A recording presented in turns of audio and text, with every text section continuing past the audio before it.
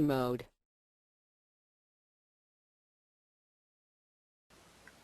Good morning, everyone, and welcome to the Advocacy webinar. Tony is actually downtown at the State House meeting with a elected official, so he will be joining us shortly. So if you could hang tight for a couple minutes while he is able to finish his meeting and come in, we'll greatly appreciate it. Thank you.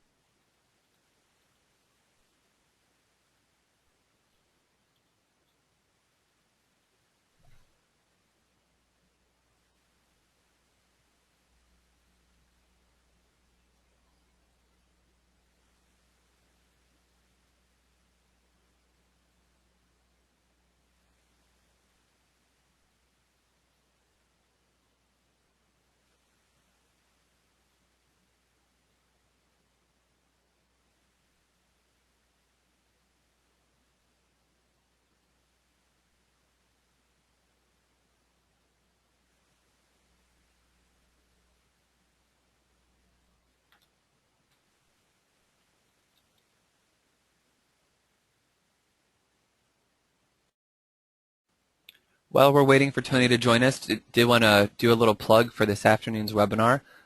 We are starting a webinar program series featuring Drug Free Action Alliance webinars each month. This month will be this afternoon at 1 o'clock featuring the No program. And next month will be Parents Who Host Lose the Most, Don't Be a Party to Teenage Drinking. And December's program feature will be Buzzkill, Serve Under 21, and The Party's Over. You can register for these events at drugfreeactionalliance.org/events so you can get signed up and see the great things we're doing. So if you're involved in the program and just want to get a little bit information about how you might be able to implement it more fully in your community, or if you're completely new to the program and want to have some extra ideas of how you can connect with folks and further expand it, it'd be a great opportunity to do that. We've built in times for question and answers as well for each of the webinars, so hopefully we can meet the needs of all the folks that are utilizing our programs. Thank you.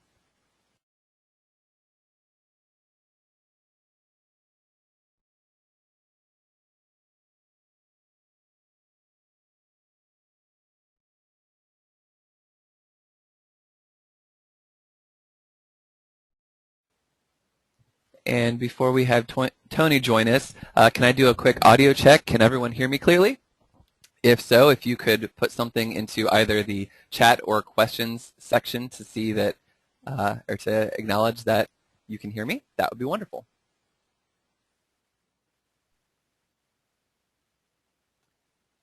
Awesome. Thanks, Savea.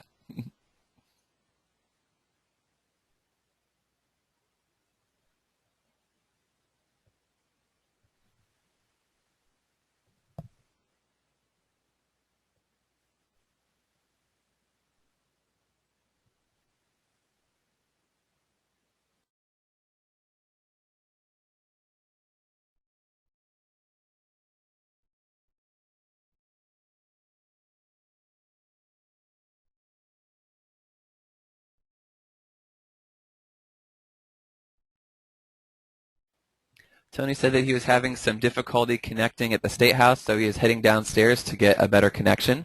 So he'll be joining us most shortly.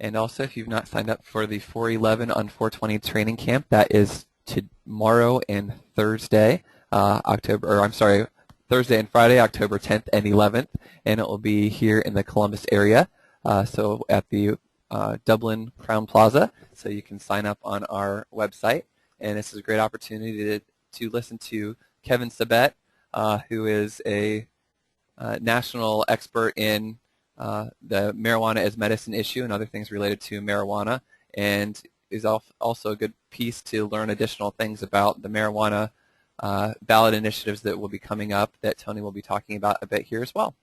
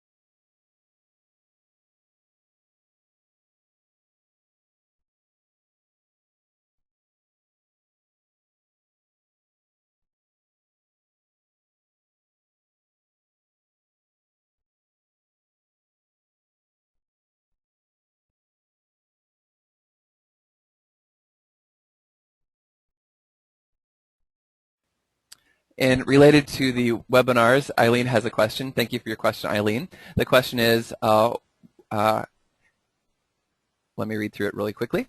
Tell us if there will be new information at the Know, Parents Who Host, and Buzzkill webinars, or will these be for people less familiar with those programs? There will be some additional information, at least for the Know and Parents Who Host webinars. For Know, there's a new feature that we're rolling out, and for Parents Who Host, we've redevised the materials in our member center related to the program kit. So we'll be talking about those additional things. Most likely we'll be talking about additional things for Buzzkill as well, but that's in December, and I've not gotten that far to thinking about what that might look like or who we might be having participate with that. But there are additional features that will be rolled out for each of those programs thus far, and we think it will be a good opportunity for folks to get a reminder if they're not, or if they're familiar with the program, a reminder about them, as well as additional things that they can do, or if they're not familiar with the program, get a sense of how the programs can work for them. So thank you for your question, Eileen.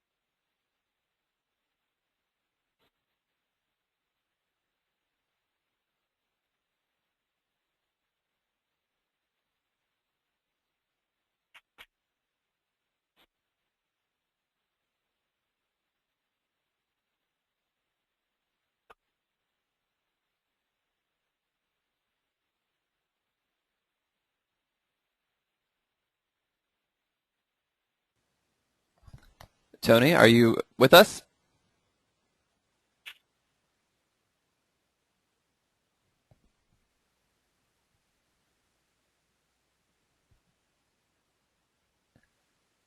Okay, we're having some technical difficulties connecting with Tony. Let's see if we can figure it out. Just give us a moment more. Thank you all for your patience.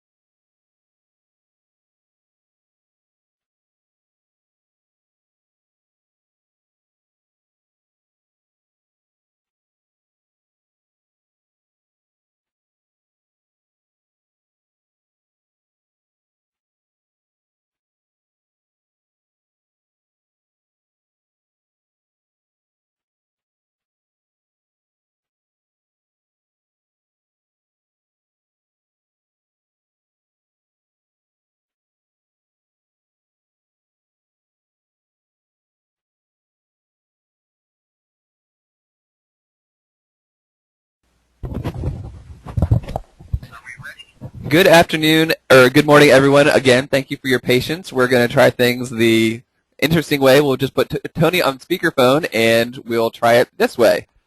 Tony, can you welcome everyone, and they hopefully will let us know if they can hear you? joining us. First off, I want to apologize for being a little bit late. Some technical difficulties.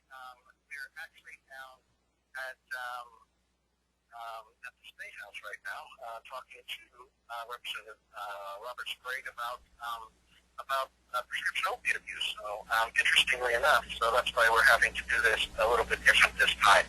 And again, I apologize for using so much time. Wanted to so we start off with Representative Sprague. He chaired a special committee that went from a couple different, I think there were four different communities that he went into to talk about prescription opiate abuse and what is going on at the community. What are some of the takeaways that they need to have, and basically the first question he asked is, so what do we do? What can we do with prevention? So he is very interested. We're going to, we told him about the community, environmental, some of the youth-based programs that are out there, the coalitions definitely that are happening. It's basically we're in very early talks about how to put more emphasis and more time and effort and resources into prevention. And he wants to basically how do we legislate that? What can we put into legislation that would actually solve this problem?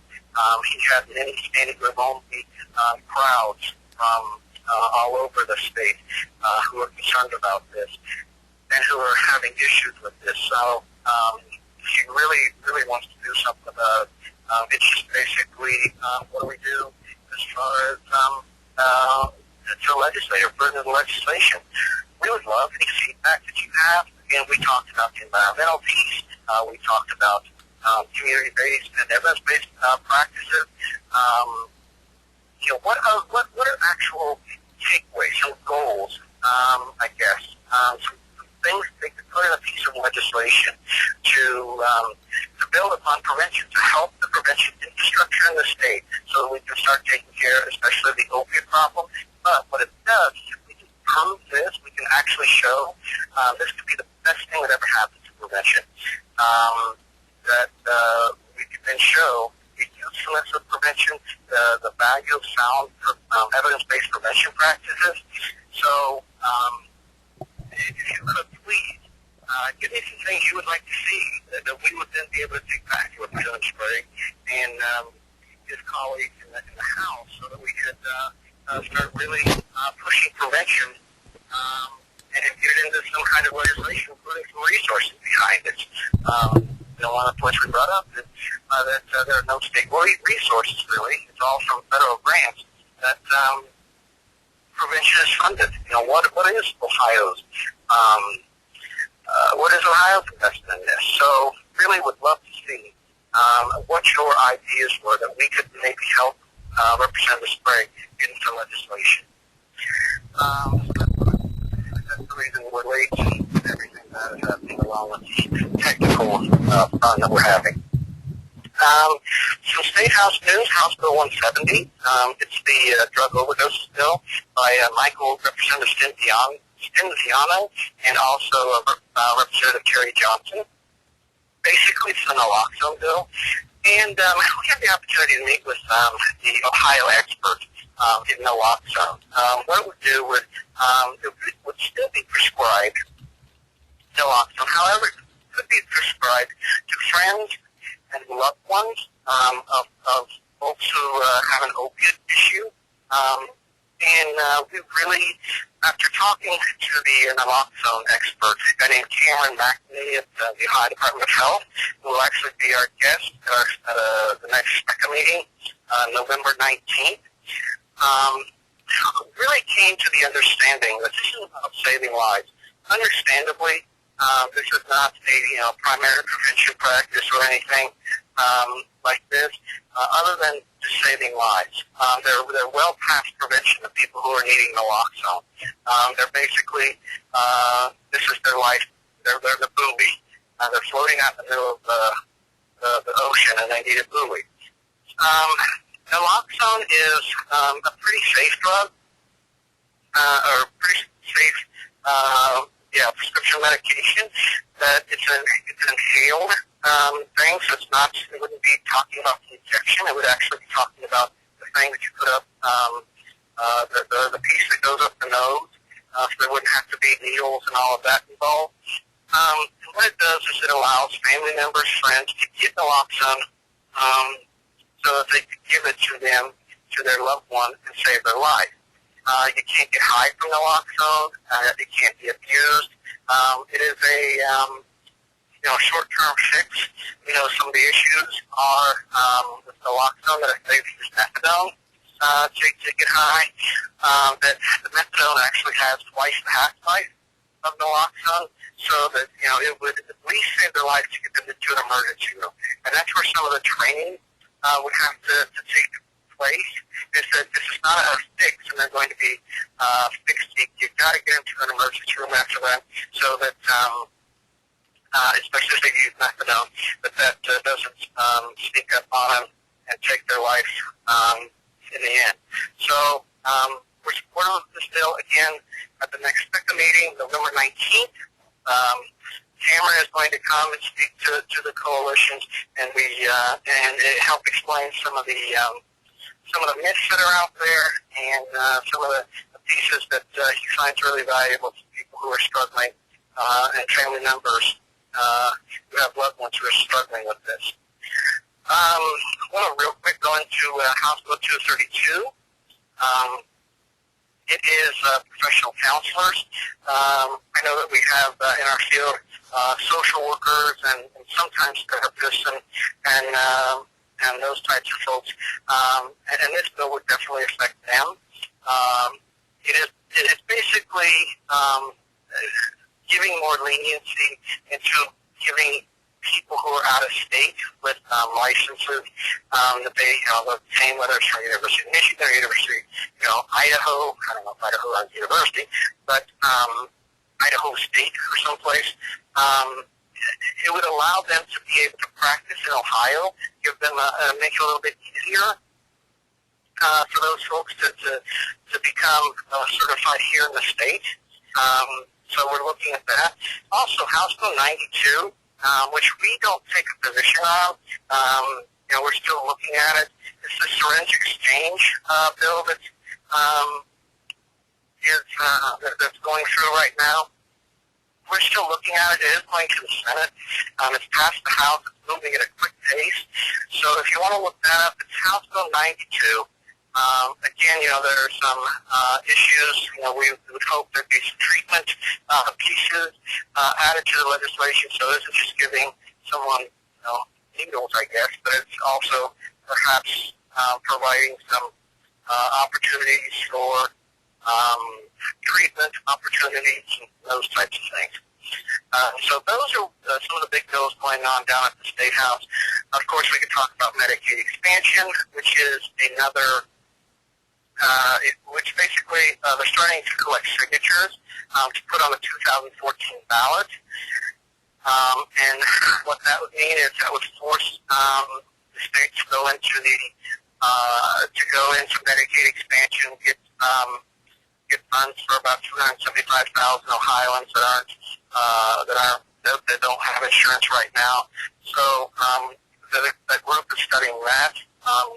We encourage this Medicaid expansion take place. There was a letter last week written to from a lot of the boards to legislators to pass this. On October 1st they did this. They got little to no reaction from legislators, so I think this is the next step that they're going to take, and signature gathering and all of that. One or two some marijuana news.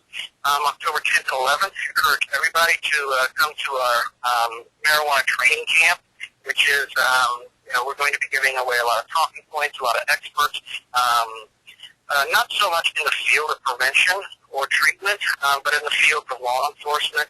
Kevin Smith coming back. We've got talked to tell us how he deals with media and some of those messaging pieces that, especially when dealing with someone who is pro marijuana.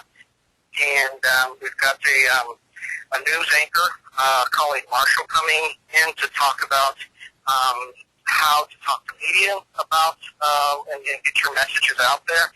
We've also got a business individual, Karen Pierce from Working Partners, to talk about how to talk marijuana with business folks and give you pointers on that. So it's really not so much, marijuana is bad and all of these different health effects. It really is getting down to, we're going to be in a campaign. What are some of the things that we need to have as one-liners, those moments of clips on news programs, radio, TV, it's that kind of stuff. So we really, really are excited. It's arming, it's giving you the arms to actually deal with this in your own community and do it effectively. Don't get caught up in their traps and all of those types of things. One of the other pieces that we're going to look at briefly is the idea of hemp. Hemp is in Section 1H of the ballot initiative, the Ohio Rights Amendment ballot initiative, which is titled the Ohio Cannabis Rights Amendment. And my son actually was in the middle of our little small town we live in, and they were signing people up for the marijuana ballot initiative, collecting signatures.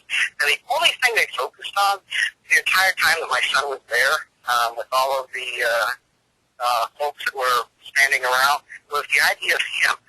And hemp is basically I think it has about 0.4% of THC. It's not the stuff that gets you high. It's makes clothes, paper, and I guess auto parts new. So it's the non-psychoactive piece, or the non-psychoactive plant, cannabis plant. It's not the marijuana that you get high from and all. So we're going to focus a little bit on that. We're going to do more research and, what are some of the common themes around that, especially with the pro folks, and how do we talk about him? It's such a small piece of the entire ballot initiative. However, it is what they're putting a lot of their arguments on, is let's create this industry of hemp. So really, really looking forward to sharing that with you as well. Cheryl Kuhlman, who is the Beverly Hills Pop Mom, is going to be out at,